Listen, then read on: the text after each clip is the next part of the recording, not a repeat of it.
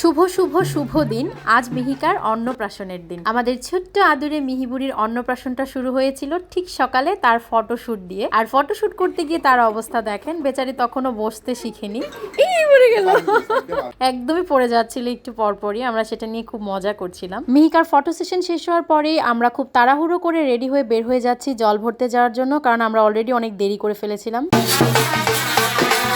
দিনটা ছিল শুক্রবার আর আমরা বের হতে হতে প্রায় 12টা বেজে গিয়েছিল, তাই আমরা চাইলেও আর ব্যান্ড পার্টি ইউজ করতে পারিনি যেহেতু আজান টাইম ছিল। তো কি আর করা, আমরা এভাবেই যাচ্ছিলাম। আমাদের প্ল্যান ছিল আমরা নাচতে নাচতে খুব আনন্দ করতে করতে জল ভরতে যাব, বাট সেটা পসিবল হয়নি। আমাদের বাড়ির রাস্তাটা পার হওয়ার পরেই ব্যান্ড পার্টি বন্ধ করে দেওয়া হয়েছিল, কারণ সামনেই মসজিদ ছিল। আর সেদিন এত গরম পড়েছিল ভাইরে ভাই, আমি একদম সিম্পল ভাবে রেডি হয়েছিলাম। আমাদের প্ল্যান ছিল যে আমরা মন্দিরে যাওয়ার আগে আবার রেডি হব, একটু ভালো করে সাজগুজ করব, কিন্তু ব্যাড লাক, আমরা আর সময় পাইনি, বিকজ আমরা অলরেডি অনেক দেরি করে ফেলেছিলাম। এইদিকে মিহিকার মা খুব সুন্দর একটা বামন ঠাকুর এঁকে নিয়েছে। আচ্ছা, আপনাদেরকে আগে পরিচয়টা দিয়ে নেই, অনেকে হয়তো বা নাও জানতে পারেন যে মিহিকাকে। মিহিকা হচ্ছে আমার ছোট বোনের মেয়ে, খুব সুইট একটা বেবি, যাকে আপনারা ভিডিওর শুরুতেই দেখতে পেয়েছেন। সামিয়া আমার বোন আর হচ্ছে আমার বৌদি, আমরা তিনজন মিলে জল ভরার কাজটা করছিলাম, এও কাজ যাকে বলে আর কি। সেদিন আসলে এত গরম পড়েছিল যে টপ টপ করে ঘাম পড়ছিল, তাও সবকিছু খুব এনজয় করছিলাম। আর আমার ছোট্ট বিদেশি ননদিনী প্রতিটা বিষয় খুব এনজয় করছিল। এরপরে আমরা জল ভরা শেষ করে চলে আসলাম ছাদে। ছাদে এসেই হলুদ বাটার কাজ শুরু হয়ে গেল,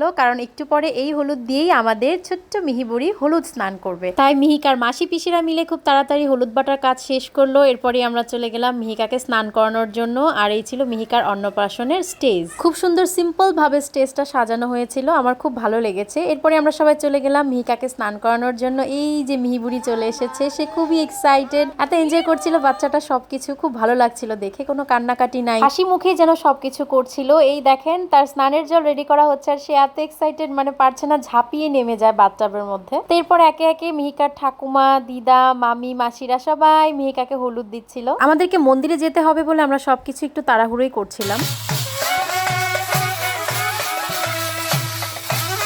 এই তো তারপরে আমরা সবাই মন্দিরে যাওয়ার জন্য একদম প্রস্তুত। আমার ননদিনীকে কি সুইট লাগছে, আর আমি এদিকে খুব তাড়াহুড়ো করে শুধু শাড়িটা চেঞ্জ করেছিলাম, আর সাজুগুজু করার মতো সময় আমরা কেউই পাইনি।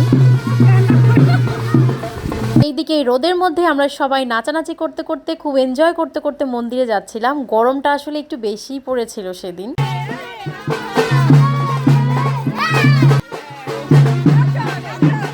মিহিকার ছোট্ট দুই দাদাও নাচতে নাচতে মন্দিরে যাচ্ছিল বোনকে নিয়ে, তারা খুবই এক্সাইটেড ছিল। এইদিকে আমি যে অকাজটা করেছিলাম সেটা ঠিক করতে করতে সবাই আমাকে রেখে মন্দিরে চলে গেছে। তারপরে কি আর করা, আমি আর আমার ছেলে মানে এক প্রকার দৌড়ে তাড়াতাড়ি গেলাম, গিয়ে দেখি যে অলমোস্ট অন্নপ্রাশনের কাজ শুরু হয়ে গেছে। এই যে আমাদের ছোট্ট মিহিবুড়ি প্রথমবারের মতো ভাত খাওয়ার জন্য বসে পড়েছে, তার বাবা মা তাকে আশীর্বাদ করছে। আর এই প্রথমবারের মতো মিহিকার মুখে প্রসাদ দেওয়া হলো, ঠাকুরমশাই নিজেই প্রথমবার খাইয়ে দিয়েছে। ও খুব সুন্দর করে নিজে হাতে চামচটা ধরছিল বারবার। বিশ্বাস করেন আমি কোনো বাচ্চাকে দেখিনি এত সুইট করে খেতে। আমি প্রথম মানে মিহিকাকে দেখছিলাম যে অন্নপ্রাশনে এত সুইট করে বাচ্চারা খায়। আমি তো মন থেকে ওর জন্য প্রার্থনা করছিলাম যেন সারা জীবন এভাবে সুইট করে খেয়ে নেয়, মাকে যেন একদম যন্ত্রণা না দেয় তার দাদা দিদিদের মতো। এদিকে দেখেন সে একদম খাতা টাকা পয়সা সবই খেয়ে ফেলছে, আমরা খুব মজা করছিলাম এটা নিয়ে। তো এরই মধ্যে অন্নপ্রাশনের কাজ শেষ, তারপরে আমরা সবাই মিলে মন্দির প্রদক্ষিণ করছিলাম। ফ্লোর এত গরম ছিল, মানে আমরা দৌড়াচ্ছিলাম লিটারালি। তারপর মন্দিরের সামনে বসিয়ে মিহিকাকে কিছু সুন্দর ফটোশুট করা হলো। ও যদিও প্রপারলি বসতে পারে না তখনও, তারপরে ওকে খুব রিস্ক নিয়েই বসানো হয়েছিল। তো এইদিকে প্রসাদ বিতরণ হচ্ছিল, সবাই প্রসাদ খাচ্ছিল। যেহেতু ওর অন্নপ্রাশনটা মন্দিরে করানো হয়েছে তাই সেখানে সবকিছু ভেজিটেরিয়ান ছিল, নন ভেজ কোনো আইটেম ছিল না। এক ফাঁকে আমরাও দুই ফ্যামিলির সবাই বসে পড়ি, আমার বোনের শ্বশুর বাড়ির লোকজন, আমাদের বাড়ির লোকজন, আমরাও সবাই বসে পড়েছিলাম খাওয়ার জন্য, কারণ তখন অলরেডি 3:30 বাজে, সবারই ক্ষুধা লেগে গিয়েছিল। তো এই তো আমাকে প্রথমে পোলাও, বুটের ডাল, বেগুনি, ছানার তরকারি, পায়েস, চাটনি, দই এসব দেওয়া হলো। খুব মজা হয়েছিল প্রতিটা আইটেম। এরপরে খাওয়া শেষ করে আমরা ফ্যামিলি ছবি তুলে নিয়ে এখানে আমাদের বাড়ির সব বৌদিরা, আত্মীয় স্বজনরা সবাই আছে। তারপরে আমরা চলে যাই ফটো সেশনে। মিহি তার বাবা মার সাথে ফটো সেশন শেষ করার পরে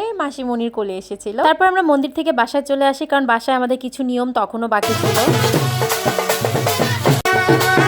তো তো বাড়িতে এসে আমরা সবাই মিলে খুব মজা করে নাচানাচি করলাম, কারণ ব্যান্ড পার্টি একটু পরে চলে যাবে। তো সবাই যে যাকে পারছে টেনে নামাচ্ছে, খুব আনন্দ করছিল সবাই। এদিকে আমার কাকা তার বিয়াইনকে নিয়ে নাচানাচি করছে। আমার মাকেই প্রথম আমি দেখেছিলাম একটুখানি হাত পা নাড়াতে। আমার বোন জামাই তার শাশুড়িকে নাচাচ্ছে, আমার বৌদি আমার ননদকে নিয়ে নাচছে, বোন তার হাজবেন্ডকে নিয়ে নাচছে। মানে এত মজা হয়েছে তখন। And this is the best part, যে আমার বোন জামাই বাড়ির বৌদিদের সাথে নাচছিল, এত সুন্দর করে এত ফানি ভাবে নাচছিল। আমি যদিও এগুলো তখন খেয়াল করিনি, পরে আমি ভিডিও এডিটিং করার সময় দেখেছিলাম এই ক্লিপগুলো। পুরো নাচের ভিডিওটা আমি আগে আপলোড করেছি, চাইলে কেউ দেখে নিতে পারেন। আসলে এই আনন্দের মুহূর্তগুলোই থেকে যায়। এরপর আমরা কেক কাটার জন্য সবাই মিলে ছাদে চলে যাই। কেকটা দেখতে এত সুন্দর ছিল। কেকটা নেওয়া হয়েছিল ড্রিম পয়েন্ট বাই আদিবা আপুর পেজ থেকে। আমি আমার বার্থডেতেই এই পেজের কেকের রিভিউ দিয়েছি। আপু এত সুন্দর এত মজা করে কেক বানায়। এদিকে কেক খাওয়া দাওয়ার পর্ব শেষ করার পরে মিহিকার দাদা তার বোনকে তার ছোট্ট গিফটটা পরিয়ে দিল। সেই ছিল আমাদের মিহিকার অন্নপ্রাশন। সবাই আমাদের ছোট্ট মিহিবুড়ির জন্য আশীর্বাদ করবেন। Thanks for watching.